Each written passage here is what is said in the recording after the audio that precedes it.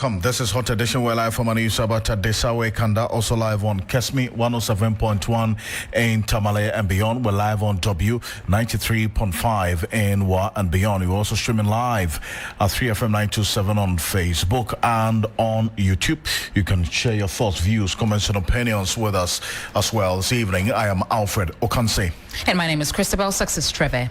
Government revokes 55 mining licenses, 907 more under investigation as sector faces major cleanup. Stay with us. We've got details for you on what the Minister for Lands and Natural Resources said during that government accountability series earlier today. But the minority in Parliament is accusing the NDC of hypocrisy over the Galamsey crisis, demanding urgent action. We've got details for you here on Hot Edition on 3FM 92.7. Also, security beefed up amid tension in Aswasi in the Ashanti region following the brazen shooting and killing of a local chief in the area. Stay with us. We've got details for you. All is set for the mid-year budget review by the Finance Minister, Dr. Kasiela, to force in tonight.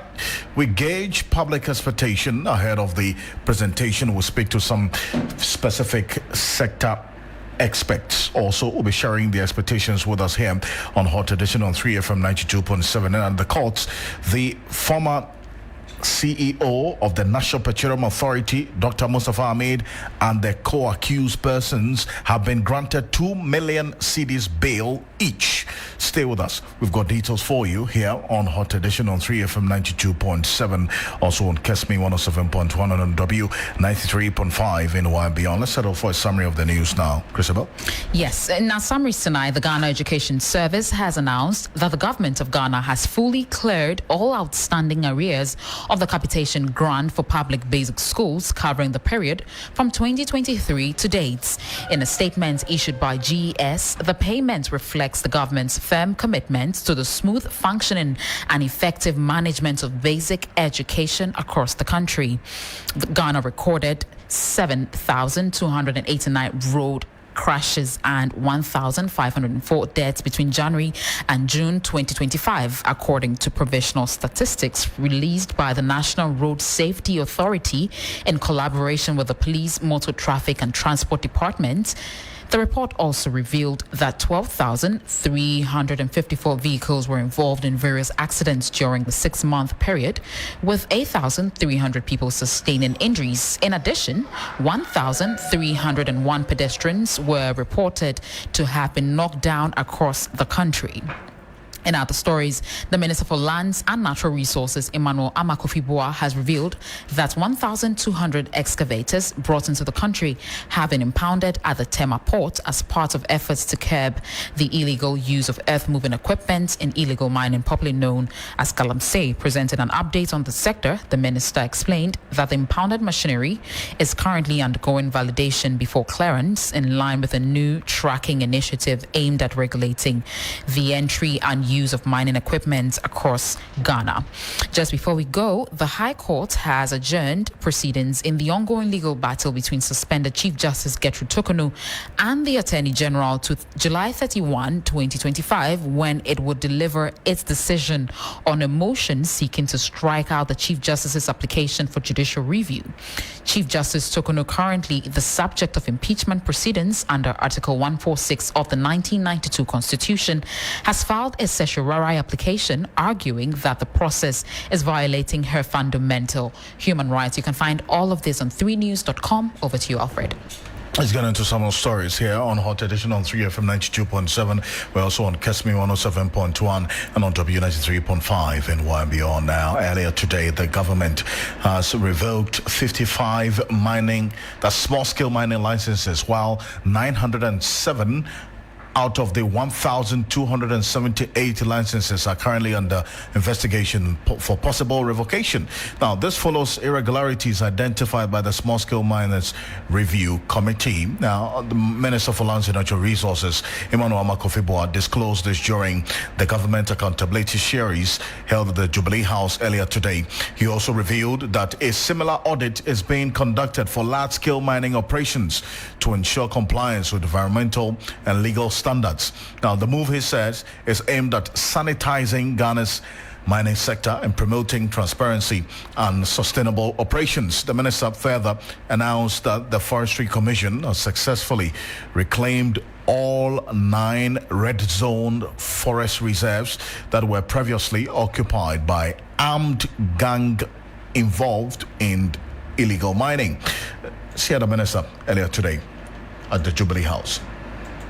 And I think the subsector is deforestation and forest degradation, largely due to illegal mining, illegal logging, wildfires, and unsustainable agricultural practices. Within the forest reserves alone, over 5,500 hectares. And I think I keep repeating this. That is equivalent to 7,500 football fields. That has been degraded. But I'm happy to announce that in collaboration with law enforcement agencies, the Forestry Commission has successfully repossessed all 9 red zone forest reserves previously occupied by armed gangs. At the beginning of my service as a minister, I informed the people of Ghana the crisis we face. But I'm happy to tell you today that today we have repossessed all these forests. It doesn't mean we are completely out of the woods, but what it means that the forestry guards are able to enter in and out, and when they need reinforcement, they are supported. Additionally, 279 trucks conveying illegal lumber were intercepted, fined, and the illegal wood confiscated and auctioned. As government strategy to promote legal timber trade, Ghana entered into the voluntary partnership agreement with the EU, aimed at ensuring only legal timber from sustainable managed forests are exported to the EU market. Subsequently, Ghana is expected to issue what we call the Forest Law Enforcement Governance and Trade License, FLET, to accompany all wood exports to the EU market. Ghana is at the final stage of completing the process for issuance of this FLET license. And the key outstanding requirements, the ratification of these TUCs. And I must inform you that we are currently trying to get that done in Parliament. And the effective date of the FLET licenses coming live will be on the 8th of October 2025. And the reason why we are very emphasizing that is because either to the Forestry Commission, which has forestry guards, could not enter these forest areas. And what I'm saying today is that the forest guards are now able to actually monitor these forest areas.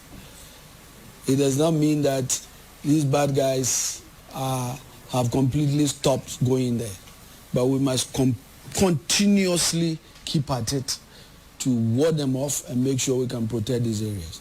Well, the minister additionally indicated that some 425 excavators and other equipment used in illegal mining operations have been confiscated. A further 1,200 excavators have been impounded at the Tama Port pending validation before clearance. Here's the minister. Note that in collaboration with the Ministry of Transport and the Ministry of Finance under the GRA Customs Division and the Ports and Harbors Authority, we have initiated a proactive tracking of all imports of excavators and earth-moving equipment from the point of entry. So far, 1,200 excavators have been impounded pending validations before clearance at the port. We are also developing a centralized digital platform named the Ghana Mine Repository and Tracking Software that has been deployed at the Minerals Commission and is at an advanced stage to support this initiative. The platform will serve as the single point of integration for all agencies, including Customs, DVLA, the Ministry of Transport, the Minerals Commission, National Security, and the NAMOS,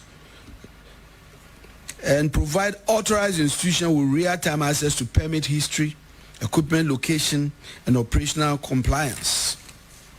A pilot project of over 191 excavators is currently being tracked in the dedicated control room of the Minerals Commission. And this is very, very innovative. This is very, very new. As you know, we are now able to track the excavators before they even set off to come to Ghana. When they get there, the Minerals Commission, DVLA, everybody is there.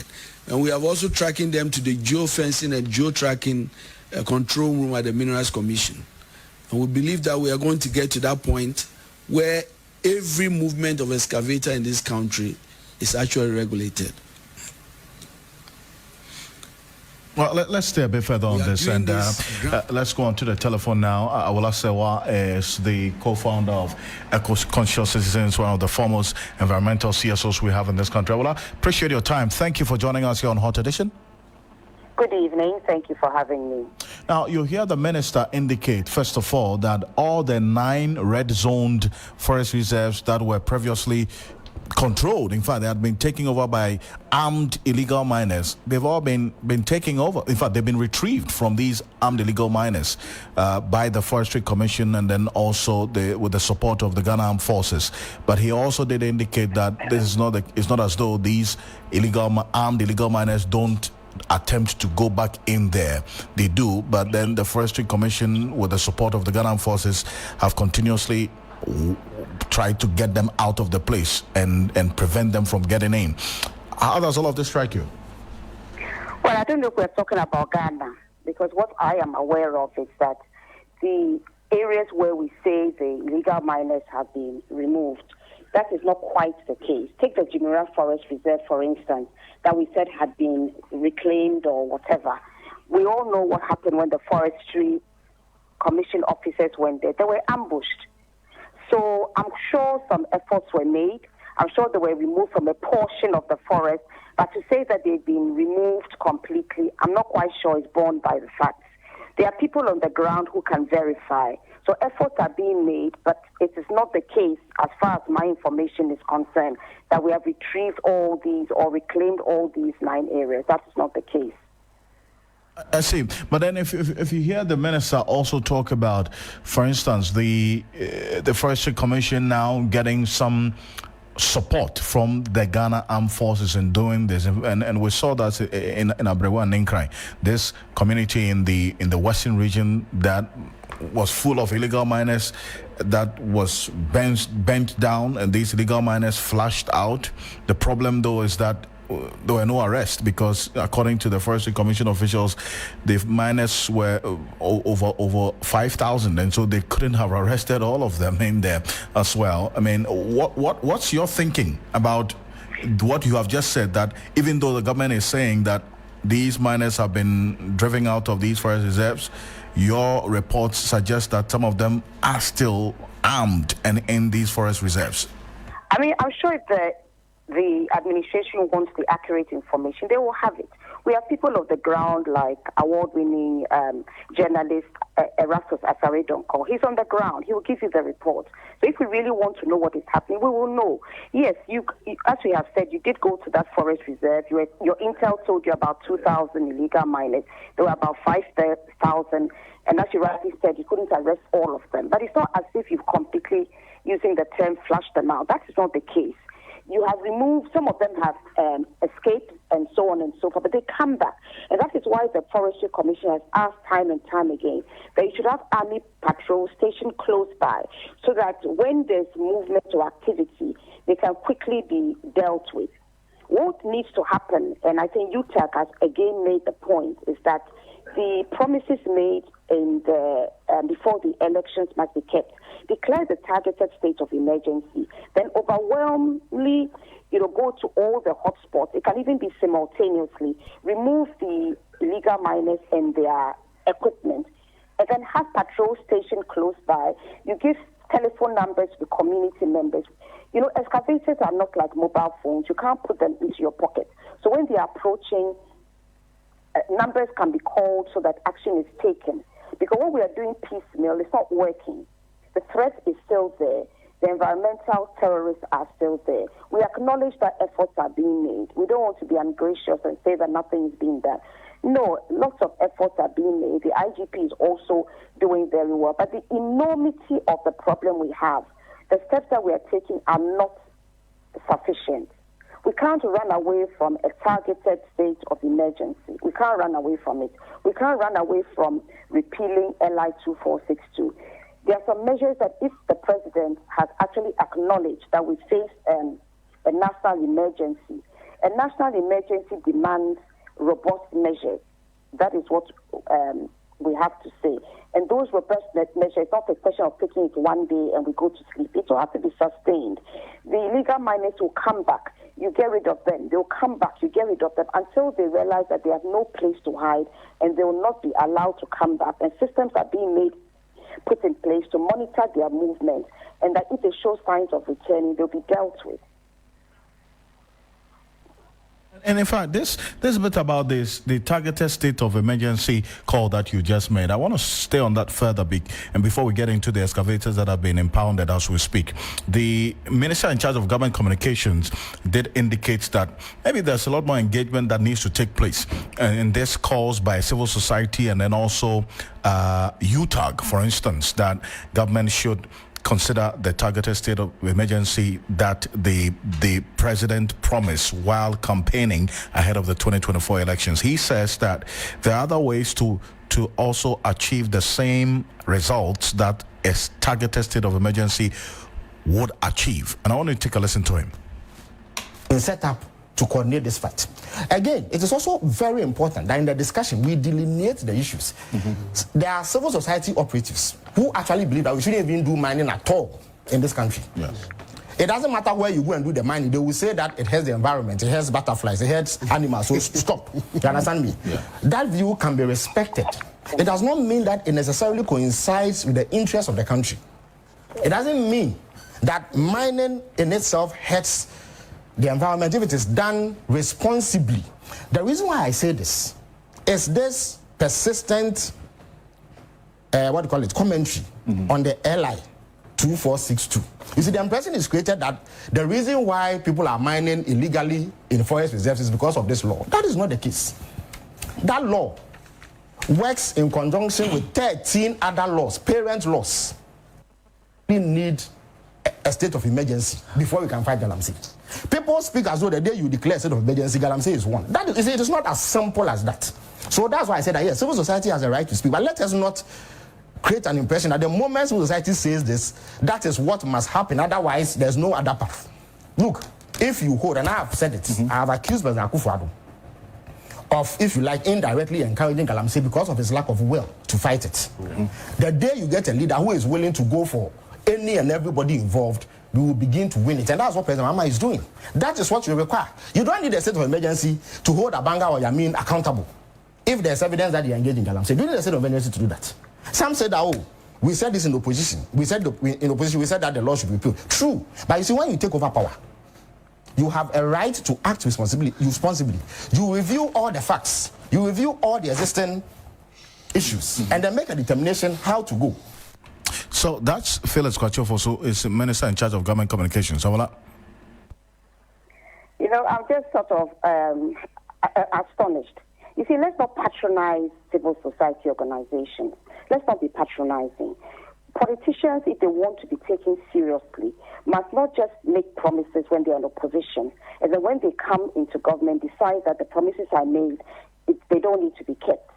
You know, it's not as if civil society organizations or those calling for a state of emergency are, teenagers who don't know what they're about. The existential threat we face is such that you have the political will to deal with it.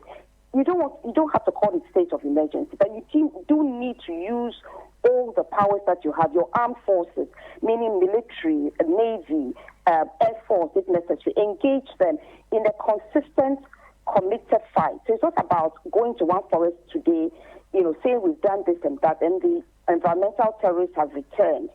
When we say state of emergency, what we are saying is that the hotspots. Go there. You can go there simultaneously. So call it what you like. But it needs to be done if we really want to rescue Ghana from the catastrophe that we are facing.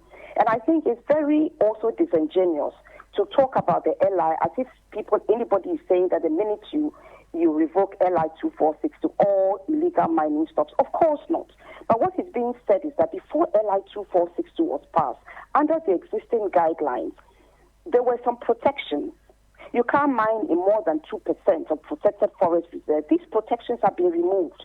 So the idea that we are just saying things without much thought is frankly quite disappointing.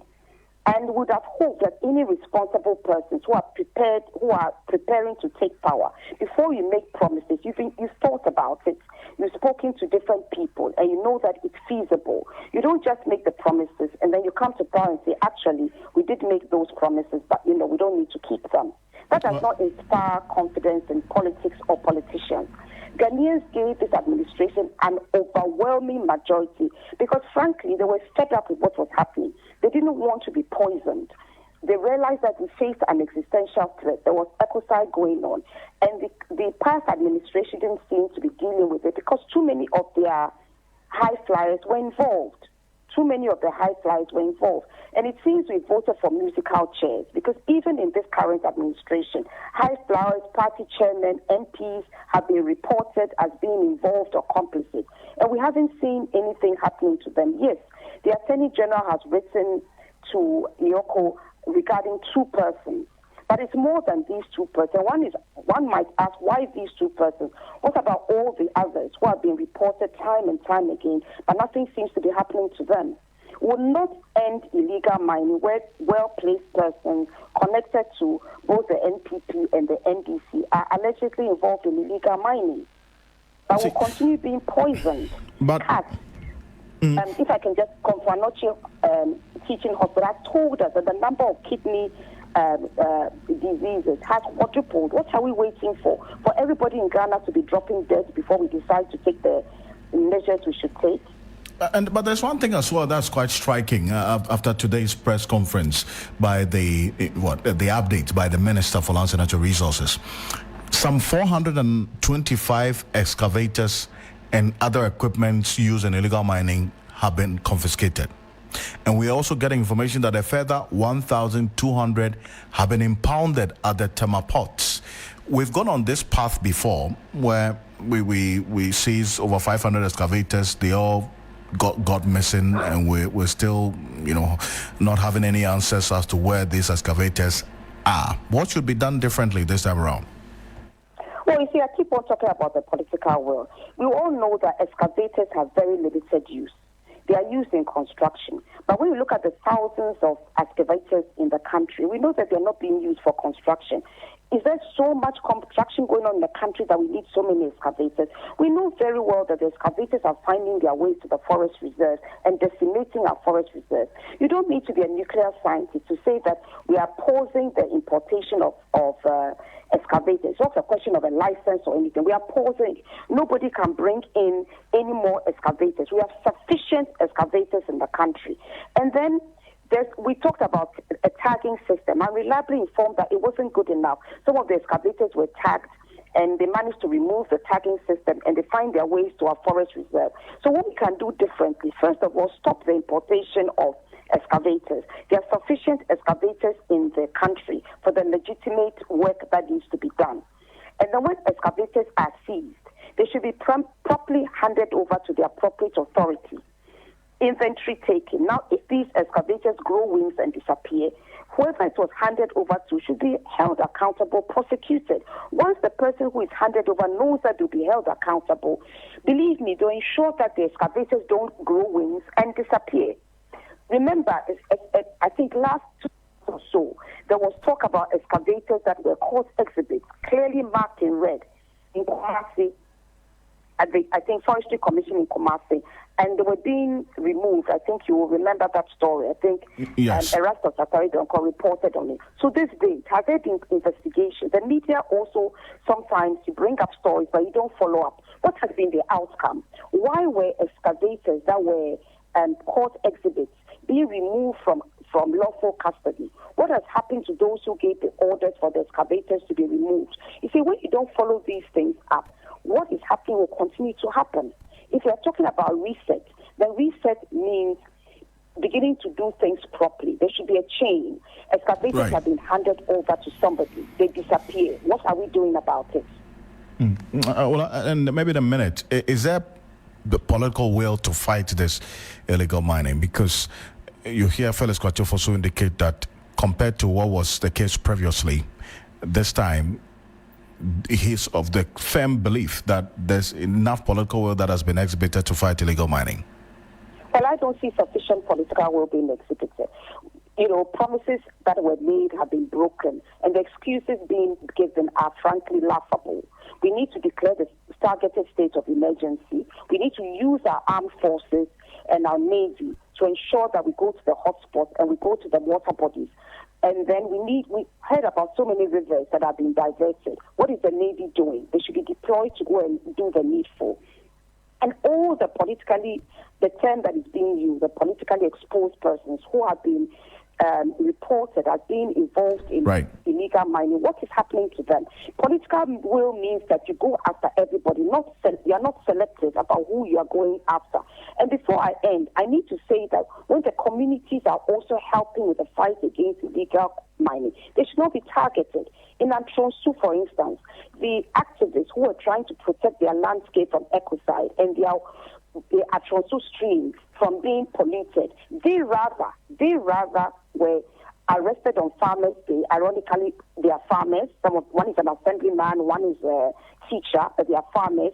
They were arrested on Farmers' Day, denied police bail, rushed to court, denied court bail, and they were in custody for 5 days because they allegedly burnt excavators that were being used to pollute the Antronsu stream. The police, after all this, have not even completed their investigation. So the court kept on adjourning the case because the police said their investigations were not complete.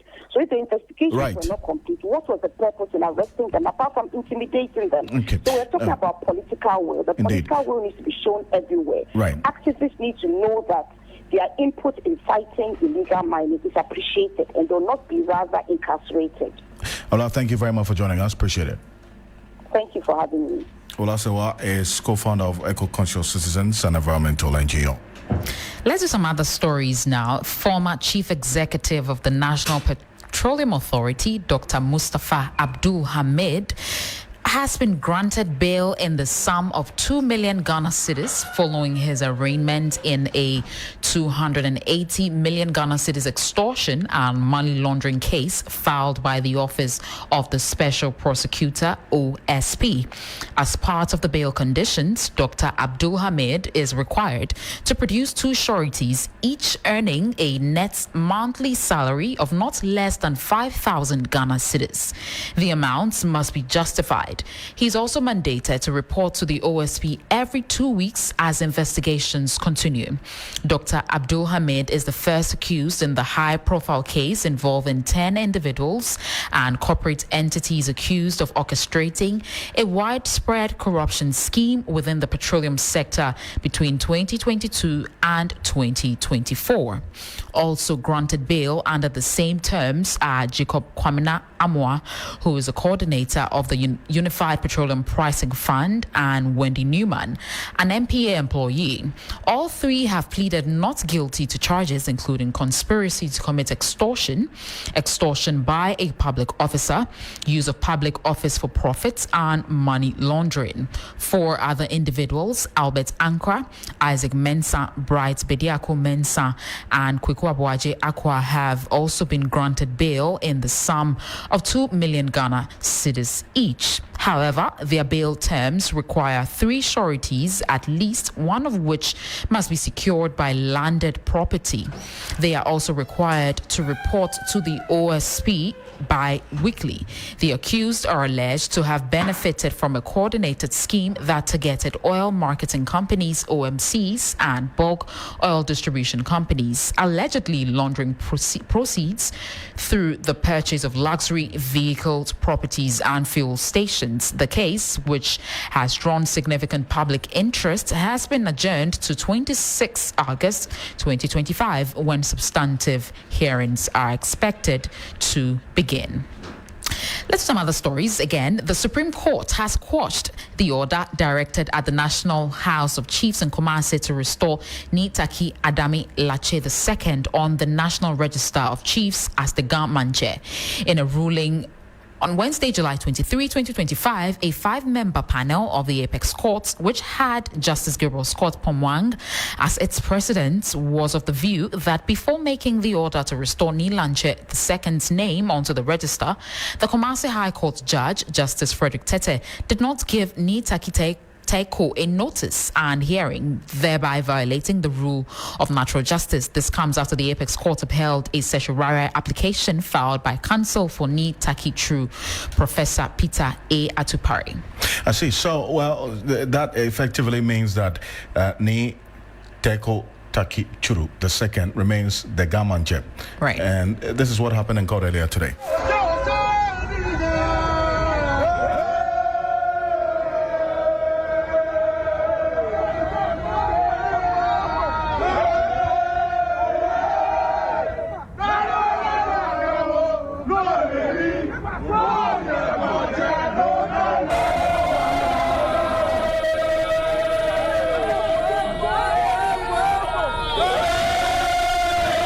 Court ruled, and that offends the rules of natural justice. Out of this court with a victory for clients.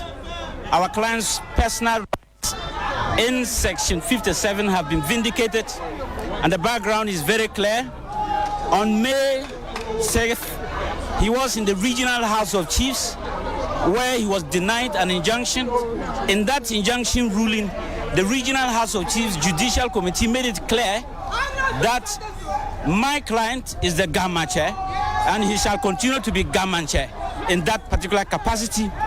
He ignored that ruling and tried to dribble us to Kumasi, obtained a mandamus on our bland site, and this mandamus has been affirmed by the Court of Appeal, and it is this mandamus that the court said it will not stand today. Well, so that's what happened in court. You had the lawyer for the Gamanche, Nitaki Adama Lache. They're also speaking there to the media. Now, this is one that we've been following quite closely as well, and the decision by the Supreme Court earlier today. Let's go into matters ahead of the media budget review. Yes, Alfred, in less than 24 hours from now, the Finance Minister, Dr. Kasiela Tuforsin, will present the mid-year budget review in what is largely expected to project positive outlook for the year. The presentation required under the Financial Administration Act and Section 28 of the Public Financial Management Act 2016, Act 921, will provide an update on the implementation of the national budget and offer projections for the remainder of the year. This year's review will outline Ghana's economic performance in the first half of 2025, with key focus areas expected to include revenue mobilization, public expenditure, debt servicing, and the broader fiscal outlook, in addition to updates on inflation trends, exchange rate developments, and structural reforms. The minister will also brief Parliament on the state of the ongoing debt restructuring. Meanwhile, Executive Director for Vision for Alternative Development, Labram Musa, is advocating for specific fiscal measures, particularly pushing for an upward review in excise taxes on goods like tobacco, alcohol, and sugar-sweetened beverages, arguing this would boost revenue and promote public health. Take a listen. The Ghana Medical Trust Fund has approved, and obviously, if we all follow this, it tells us that there is an emergency situation at hand, and the current president is trying as much as can to get enough money, resources, to avert the current problem that Ghanaians are facing with respect to non-communicable diseases here. In anticipation of this mid-year budget review, let's now take a listen to some Ghanaians speaking about their expectations. If you look at the environment, everything is successful than the other years. I'll be accepted with him. I don't have any comment either it's good or bad. Let's hope for God. God can do everything. Marvelous thing we are all thinking about. Essence say buy a stabilization of the dollar. Say above form and cost of goods and prices of the market, so above form. And expectations is say so many issues are going around. Say dollar no microphone into force na dollar no brabonti. Now the same traders no bit me asanya dollar no area trade.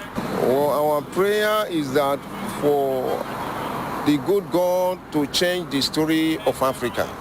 to move Africa forward, to give Africa a leader that will be operating from his wisdom, not to operate from mere wisdom, or neither from his own understanding. Even without the media budget, some of us, we are okay already. So we were expecting that something better should come out from it, because we see the start and we know the end will be the best. The budget should capture everybody. That was our expectation, that they come to the various industries, okay, to find out what is going on. Well, those are expectations ahead of the media budget review. Let's stay a bit further on this. And thankfully, we have an economist, a senior lecturer at the University of Ghana Business School, Professor Patrick Assuming, joining us on the telephone. Prof, good evening. Thank you for joining us. Good evening, and good evening to listeners. Thanks for having me. We see a number of the macroeconomic indicators trending towards the positive direction, and at least we've starting off with the currency holding its own against the major trading currency, the dollar. But then again, considering these recent concerns from the traders, and then also the fact that the structure of the economy itself hasn't changed, the fundamentals still remain the same. What do you expect in terms of policies to consolidate the gains of the cedi against the dollar? Well, so the first thing is that I think in terms of, not necessarily in terms of the cedi, I think in the immediate term, the finance minister and the government will probably feel that they have the cedi issue under wraps. But at the same time, I think this is a fiscal policy measure. The reading of the budget is the reading of the government's fiscal policy statement. So you expect that we tackle the fiscal side in particular. Of course, that goes a long way in helping stabilize the cedi, government finances. What we saw in the main budget was that the government kind of reverse course from what we saw in the previous administration, which had done primarily a tax-based consolidation, and decided that it's going to do some revenue restraint. So, but going forward, we know that the government, some way, somehow, have to find ways to raise more revenue. So I think that is the direction I expect the finance minister to go with the next budget reading. What is unlike, also keep in mind that we've been told that the reform of the VAT that we were told in the main budget, right about now, we expect to get an update, whether the process is complete, and if it's complete, what specific changes we may see. And in particular, one of the key taxes that the government promised to remove, the COVID-19 levy, is going to be dealt with as part of the broader VAT reform. So I expect that those aspects of the fiscal consolidation, we begin to see a clear picture of what we are going to do with that. And I definitely, in that regard, I definitely hope that we hear something about the road tolls. There's been overtures that, they are working to bring back the road tolls in a more humane form. That has not, happened yet, but I hope that we'll get an update on exactly where we are as far as the road tolls is concerned. And then, in terms of the real structure of the economy, well, the government has communicated its broad policy, which is a 24-hour economy. It has lined the full document. If anything, what I will expect to hear is a little bit more of a roadmap. The policy document was broad, and we know that those things all of them are not going to be implemented at the same time. And remember, the budget is it's a one-year document telling us what the government is doing. So I expect that they will use the budget to give us a little bit more detailed roadmap on exactly what is going to happen first, what measures, give a little bit more detail about the incentives and interventions that the government is using regarding the 24-hour economy. And you mentioned the road tolls as well, and then the fiscal measures that you want to be put in place. But how about the fight against corruption, for instance? Because every time we talk about that, and all sealing the loopholes in the the entire revenue generation system, because we're looking at the Auditor General's report, for instance, and 2024, end of 2024, we're seeing over 19 billion cedis lost to one financial infraction or some diversion of public funds into private pockets in the public sector. And 86% of that amount, all of it, was as a result of financial infractions in the energy sector. And we're having to pay an additional levy to address the energy sector debt. What do you expect to see in terms of policy direction and in dealing with the corruption, the inefficiencies, especially in the energy sector? So I think there are two broad policy measures to address the corruption. One part is the laxity in public financial management and expenditure controls that allows entities who are acting on behalf of the government to embezzle or misappropriate funds. That's one aspect. Now, the other aspect has to do with punitive measures for people who have clearly violated the law.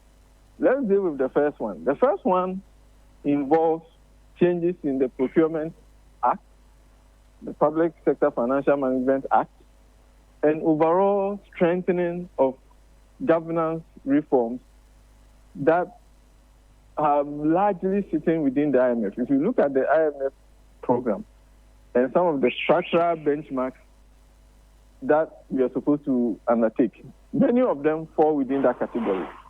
It turns out that towards the end of 2024, those were the structural benchmarks that were missed. Fortunately, as part of the corrective measures, this government has already passed a lot of them. Some of the things that the previous government struggled to pass, some of those governance reforms that were supposed to pass, that the previous government couldn't pass, most of them have been passed now. However, it's a matter of implementation. So we expect that you get a clear communication about where the implementation is going to be. Also, the issue about punishing, dealing with corruption cases. Well, we have already seen that there are a lot of prosecutions that are ongoing. We just hope that it will yield results and we begin to see the impact that we want to see. And I do thank you so much for joining us. Appreciate you as always. Professor Patrick Assuming is a professor of economics at the University of Ghana Business School, joining us here ahead of the mid-year budget review. Stay with us. We'll have a coverage of the mid-year budget review presentation by the Finance Minister, Dr. Kasiela Toforsing. Tomorrow, the coverage starts with a pre-coverage conversation starting at 7 a.m. on Sunrise on 3FM 92.7, and we'll bring you the coverage when he starts the presentation. All things being called at 10 a.m. tomorrow. So stay with us here on 3FM 92.7 and across all media journal platforms. Let's go to the Ashanti region. Not too good news there. Security has been tightened at Asawase F line following the brazen shooting and killing of a local chief. The incident has sparked tensions, but authorities are urging calm, promising swift action to bring the perpetrators to justice. Ashanti regional correspondent Ibrahim Abubakar has more. Behind me is the scene of a shocking crime that has left the entire Asawase community mourning. Abdul Malik Azimbe, a respected traditional leader, was gunned down by unknown assailants on Tuesday evening. The tragedy unfolded when two armed men on a motorbike ambushed Chief Azimbe outside his home. Eyewitnesses say one attacker, armed with an AK-47 rifle, fired multiple shots at the Kadi Divisional Area Chief before escaping. The victim was rushed to Menchia District Hospital in critical condition, but was later transferred to Komfanoti Teaching Hospital, where he was pronounced dead on arrival. As grief grips the community, family and friends gathered at the chief's residence on Wednesday, struggling to comprehend the loss. The youth, you know the vibrancy they are. At times, if the proper thing is not done at the right time, a time may come we may not be able to control them. So that's why we are pleading to the police, Minister of Interior, they should fast track things so that justice will be administered at the right time to be able to calm down things.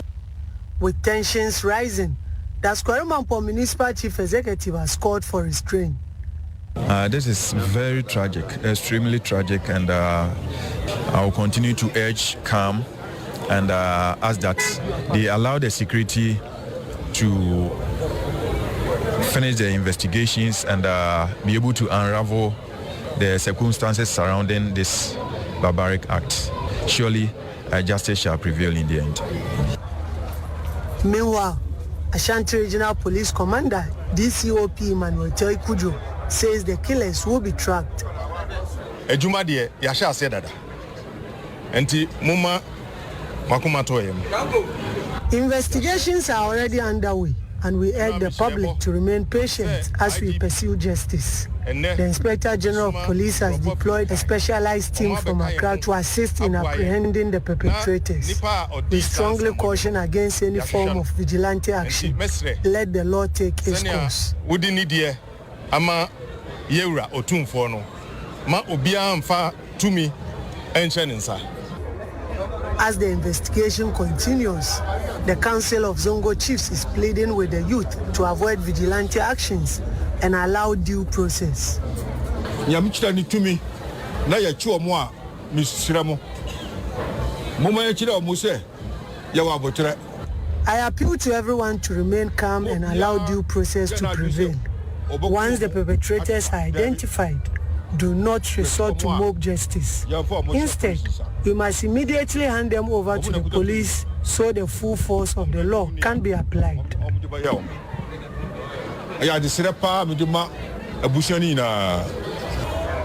For now, the community remains on edge as police work to unravel the motive behind this killing. The mortal remains of the chief has been sent to Upper East Region for burial. That's Ibrahim Abubakar there. If you go on our Facebook page, we're showing you the current situation in that community as we speak, and not looking too good. We got a notification from the Interior Ministry, and the Interior Minister, a member of Parliament for this same area where this incident happened, the Asawase constituency, Mohammed Muntaka Mubarak, has expressed deep sorrow and condemnation over the brutal killing of Na Abdul Malik Azembe. Now, the Kusasi chief of the Ashanti region also served as the Kadi divisional area chief in the Binduri district of the Upper East region.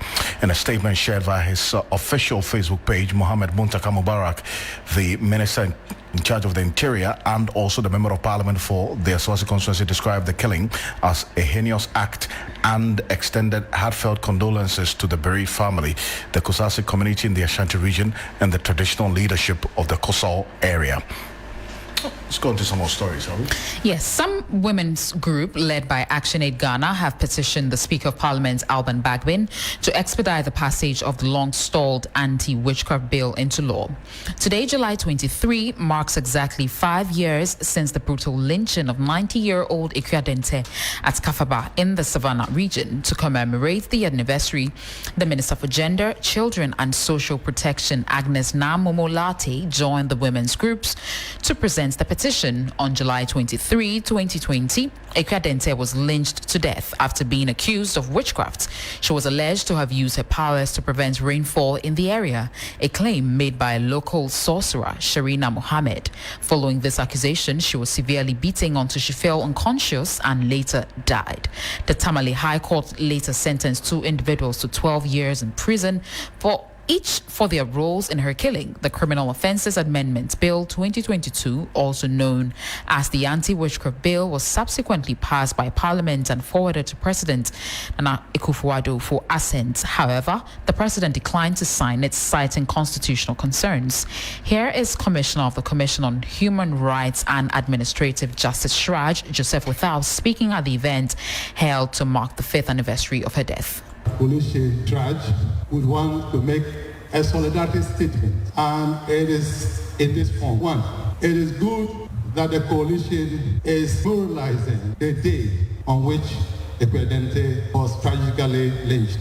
It's good that the family have given up themselves to be used for the good of a good cause. And we are happy that the son and other relatives are in our midst. But the point is, can we commit ourselves that this being the 5th anniversary, we should not reach the 6th anniversary before we pass the anti-witchcraft bill, which I would want to add, an equivalent anti-witchcraft bill.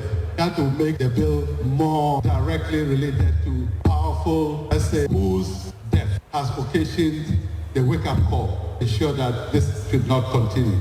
I would also want to take the opportunity to make commendation to Honorable Susu and all his members of parliament who joined him in this private members bill. I understand it is one of the very first, and for them to have the courage to confront a traditional cultural matter and to bring all others on board, including all the stakeholders in this room, of course, as we commend. That was the Commissioner of the Commission on Human Rights and Administrative Justice, Joseph Withal. We'll be back after this break with the latest in business and sports. Bismarck Awusa is standing by.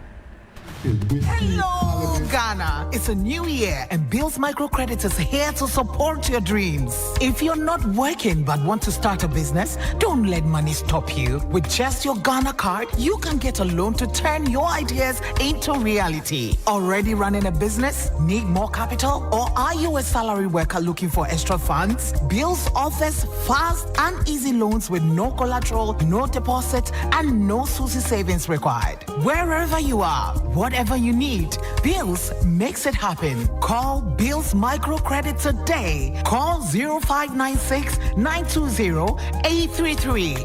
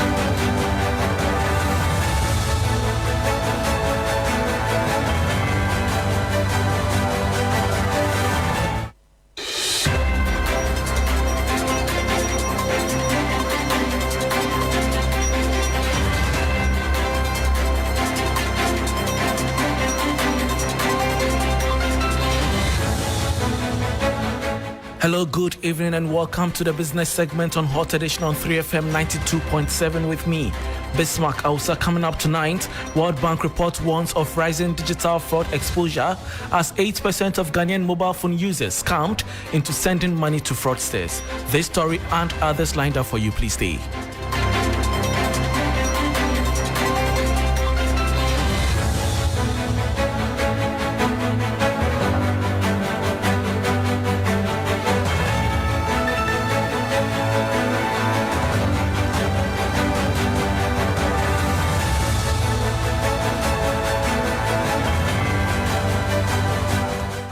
Thanks for your company. Now to the details.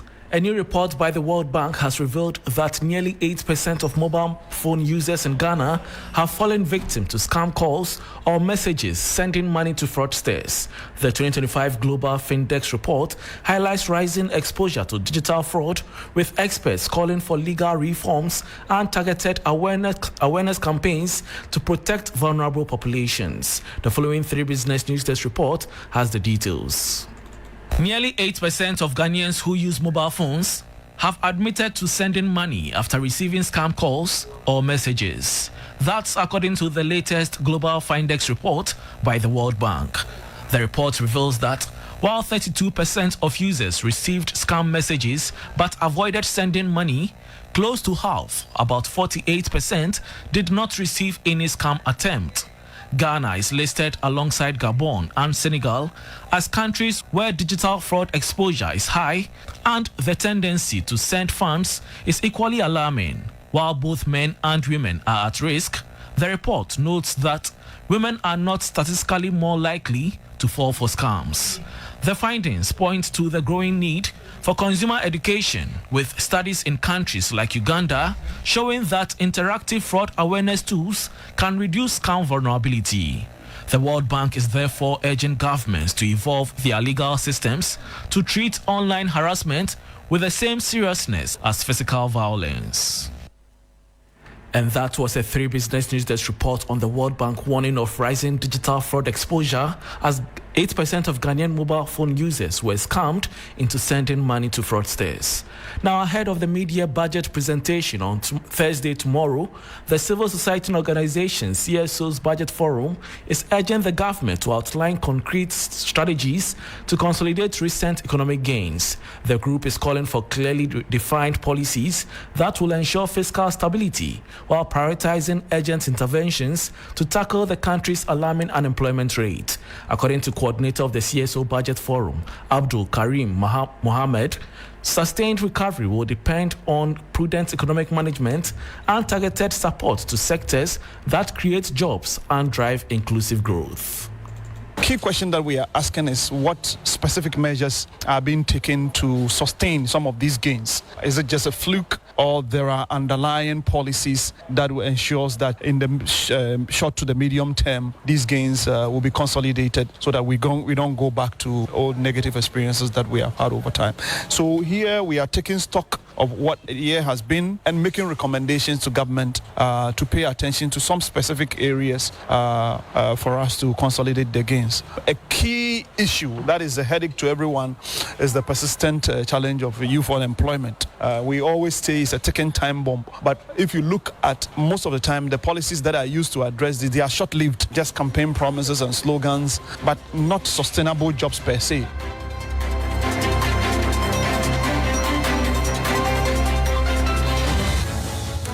And that was coordinator of the CSO Budget Forum, Abdul Karim Mohammed.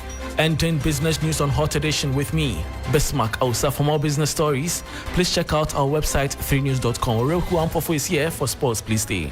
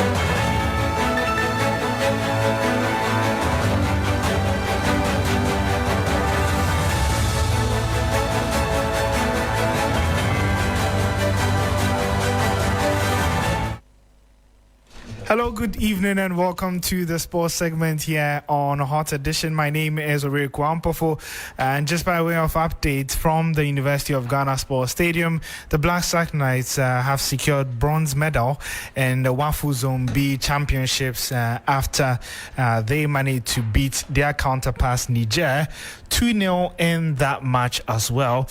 It was a game that had its own drama as it had to be abandoned for a few minutes after Ghana were awarded a penalty in the second half, one that the Nigerians deemed as controversial and so stepped off the pitch. But after a few minutes, they managed to come back to ensure that the game was concluded with the Black Satellites winning by 2-0 thanks to a brace from Aziz Musbao.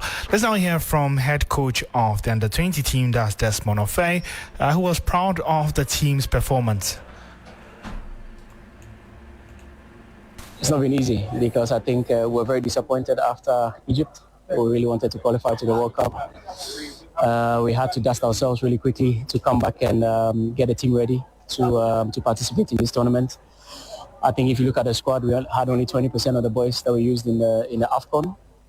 On the other side, it's good for us because we gave a lot of opportunity to new and young talented boys, and we showed quality in some moments. Unfortunately, against the Ivory Coast, we gave it away. But it's football, we learned, and today we show that if you do the right things, there's a lot of quality in this country, and we have to continue to work hard and stay focused. So I'm really happy for the boys, and for the third place, a bit painful because I believe that it would have been a fantastic fun against Nigeria, but it's football.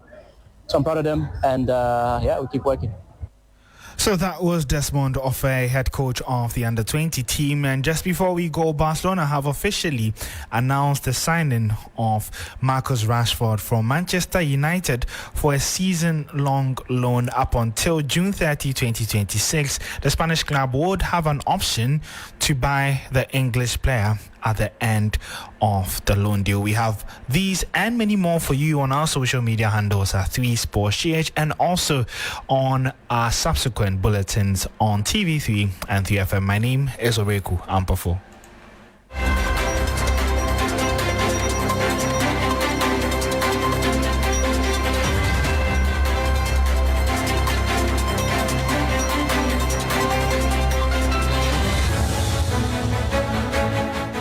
Well, thank you for staying with us here on Hot Edition. My name is Christabel Success Trevor, and I've been doing this with Alfredo Kanse. Have a good evening.